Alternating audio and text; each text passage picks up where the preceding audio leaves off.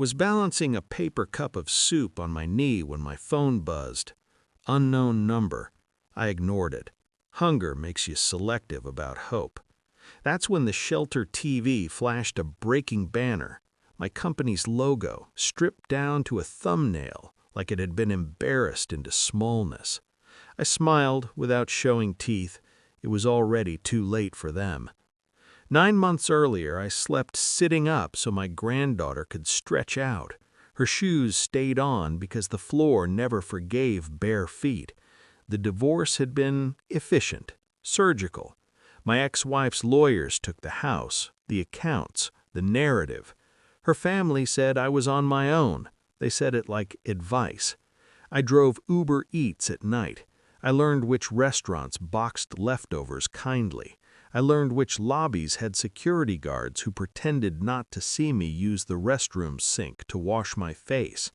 I learned how quiet a child can be when she senses the world is thin ice. The building was the one thing I didn't think about. You don't touch the bruise you can't afford to feel. Then a tenant stopped me in the lobby while I was delivering pad thai to the 3rd floor.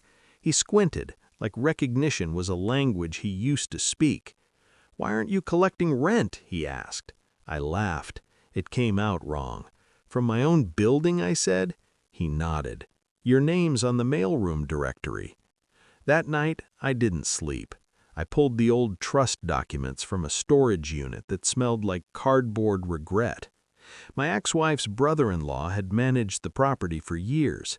I'd trusted him because trust is cheaper than vigilance. The numbers didn't scream. They whispered.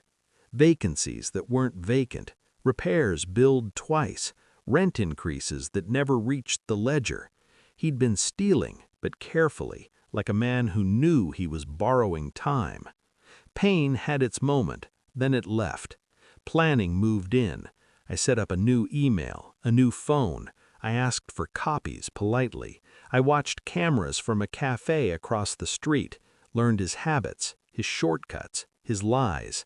I paid a forensic accountant in installments and thanked her for not asking questions.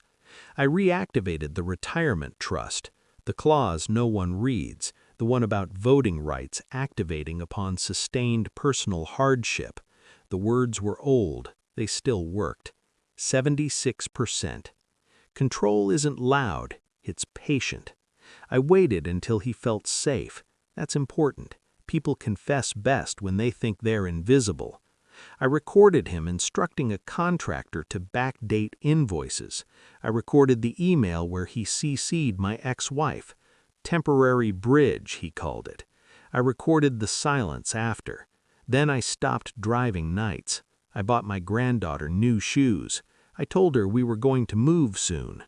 On Friday, the CEO leaned across a glass table and hissed, "You're outdated. We're done here."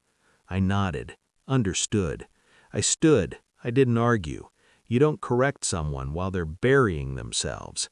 The trust activated its voting rights at 4:02 p.m. By Monday morning, the board convened an emergency meeting. The questions circled like a trapped animal. Who just fired the person who owns 76% of the shares? I listened in silence while they discovered the answer. I watched the brother-in-law's face drain when his badge stopped working. I watched my ex-wife read the spreadsheet twice, then a third time slower, like pace could change truth. The CEO tried to speak. The room didn't let him. I didn't raise my voice. I didn't need to. I outlined the theft, the breach, the conflict of interest. I slid the recordings across the table and let the air do the rest. The vote was quick. Justice, when prepared, usually is. After, I stood alone in the lobby of my building. The tenants nodded differently now. Respect is a language that needs proof. The shelter called. They said my granddaughter had drawn a house with windows and a door that locked. I told them we wouldn't be back. I didn't take everything back. That would have been messy. I took what was mine. I restored the trust. I set the rents fair. I offered payment plans. I let the law finish what I started. Sometimes revenge looks like fire.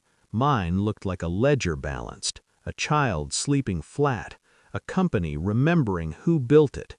I don't regret the silence. I don't regret the wait. Betrayal taught me this: power doesn't announce itself. It listens. Then it acts.